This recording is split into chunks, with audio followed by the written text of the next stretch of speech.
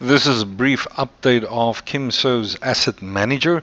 The Asset Register and Manager consist of basically dynamic customizable asset register, and you can customize and build your asset list. It's got rule-based depreciation as well as an asset management console for you to help search and to filter options with printing that you can do as well of reports out of the asset manager. In addition, some of the features, as we already talked about, include your depreciation calculations.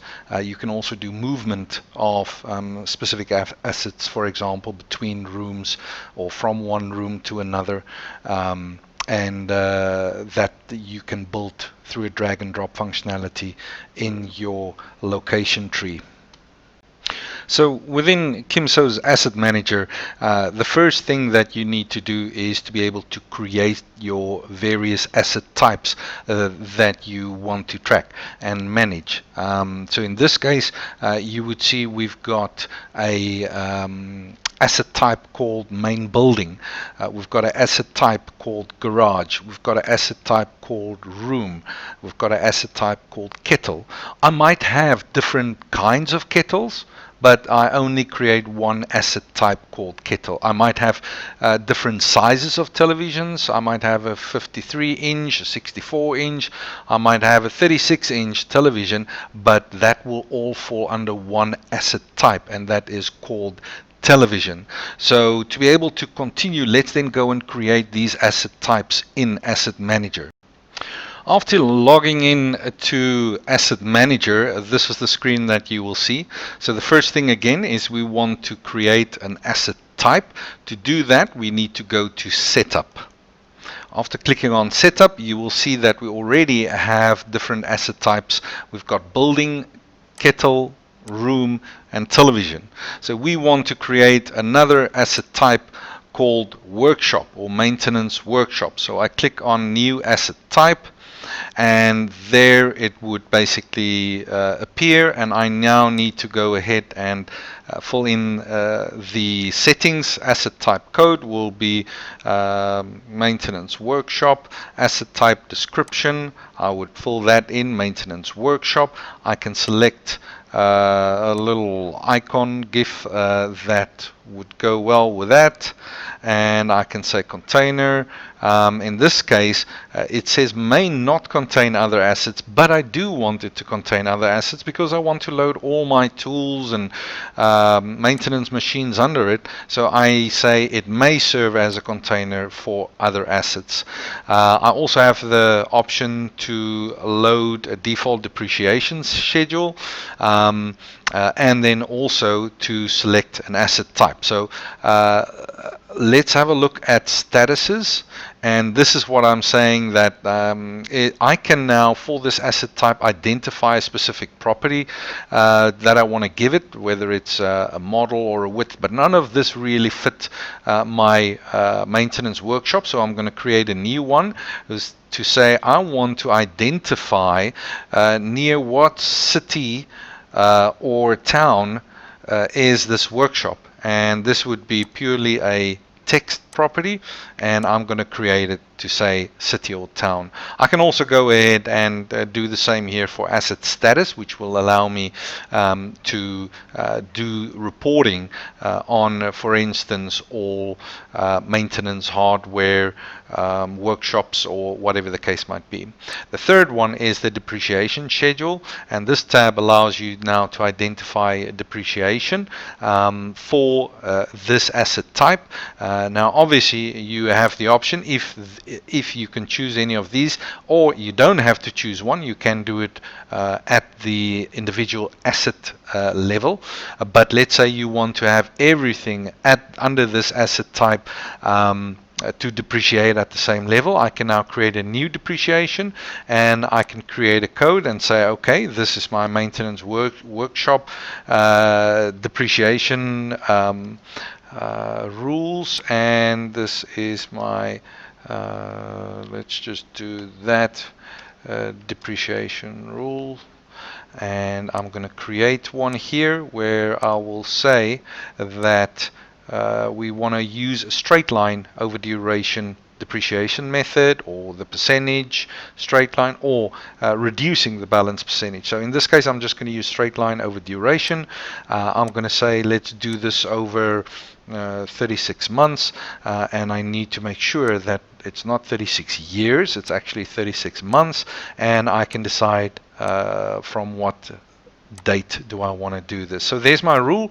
I can obviously also tie this into specific depreciation accounts or appreciation accounts, and also accumulated depreciation or appreciation accounts. So that takes care of the depreciation. We can do statuses with custom properties that we can create, and we've now created our asset type. So creating my maintenance workshop is now done. However, I want to load hammers into my maintenance workshop, but I still don't have an asset type called a hammer. So that is my next task, is to create a asset type called hammer. To do that, I need to once again go to Setup, create a new asset type, do my code, description, container rule, and we don't want the hammer to contain other assets, so I'm leaving that, and I'm putting a 2-year depreciation on my hammer, and we're gonna need to know the weight. Is it a 2 pound, 5 pound, 10 pound hammer? And we've got, in other words, that setup, our depreciation. We didn't have to go and create any new statuses or schedules. So my hammer is now created, and if I want, I can once again load a GIF that can go with that. So my workshop and my hammer asset types have been created, just like these other types. My next step is now to actually load or create my assets under the asset types, and that's what we're going to do now. So to create a new asset, I would click on New Asset at the bottom left, and this will open the Create New Asset records, which in this case I would say create an asset, but do not move them inside. And I would open the asset type, and this would be a hammer. The asset description will simply be a hammer. Asset source would be a purchase, for instance. My supplier, I can now choose out of my database. I can say, okay, show me all my suppliers, and I can say, yep, I bought this from James, and my source document would be the invoice that James gave me, and I can now say the date, the depreciation, again based on what I'm choosing, and I can say what was my initial value. Let's say 450 I purchased it for. Salvage, in other words, if I need to sell it at a later stage, I can probably get about 200 Rand for a hammer, just as a rough estimation. And then I can go in and I say I want to add 5 of these, please, and I want you to automatically generate the asset numbers with the prefix of HMR, and I want to give it a status of hardware tools so that I can do reporting later on as well. And now I am creating my asset, and it tells me this will create 5 assets. Are you sure you want to continue? And I would say yes, and there is my 5 assets. Now I can start looking at my hammers, and I can say, well, I don't have serial numbers, so I want to create my serial number for these hammers. And as I create these serial numbers, they would basically be recorded as part of the asset manager table, and this would now allow me to do this once, and when I finish created this, then I'm pretty much done. And the serial number will go anywhere where you then move the hammer, for that matter. So let me specifically show you in terms of movements. So you can see these are my rooms. I have created the hammer, 1, 2, 3, 4. This is basically my asset number. I've created the serial number, and now I can, you will see there's no asset location. As soon as I move hammer 1 under maintenance workshop, what will happen is it will now show maintenance. If I move hammer 2 under room 9, you will now see that room 9 is now the asset location for hammer 2, etc. I'm rather going to move this back. We do not want any trouble in room 9, so I'm changing that back to the maintenance workshop, and I'm putting all the rest of the hammers back into the maintenance workshop. So that's basically the movement of your assets, and as simple as that. Now I've got all my asset locations. Obviously at any time you can now print your asset list. You can print it, fax it, save it as CSV, PDF, or email it right from here. If at a later stage I need to create, let's say for instance, asset with shifting spanners, that means that shifting spanners is also a tool, and I might want to pull a report from that, and that's the purpose of the statuses. So I can say shifting spanners when I create a new asset. I can also give it a status called hardware tools, so it allows me to then see a report of hammers and shifting spanners together under hardware tools. And then obviously we already discussed the depreciation for the hammers. We've purchased it, we've got our inception date, we've got the value, and you can obviously fill in the rest of the information as required, and what needs to happen in 2024 when it's written off, etc. So this pretty much gives you all the information that you require for your asset.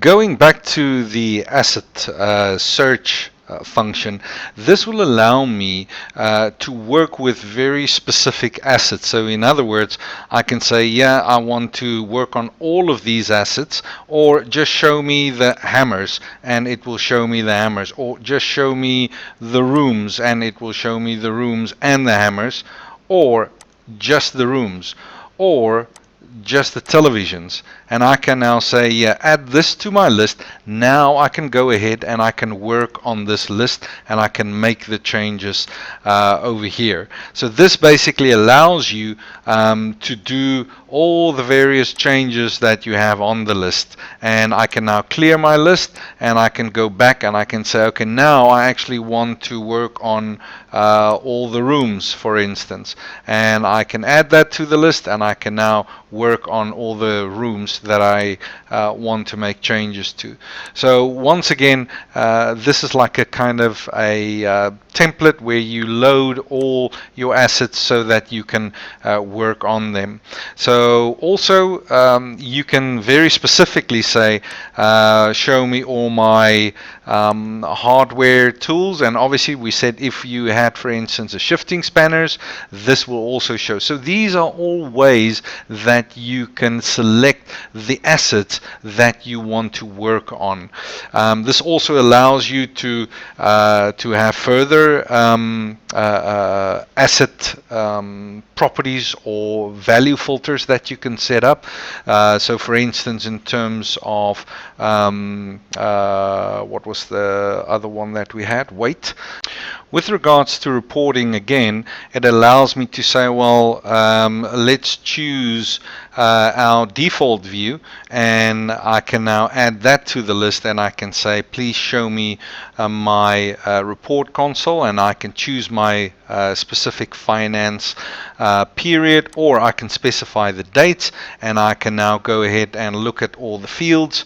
I have the option to select or deselect fields and build the report with all the depreciation schedules and the opening values, and I can print it and obviously fax, print, save as, various formats, and email it out of the asset register tool.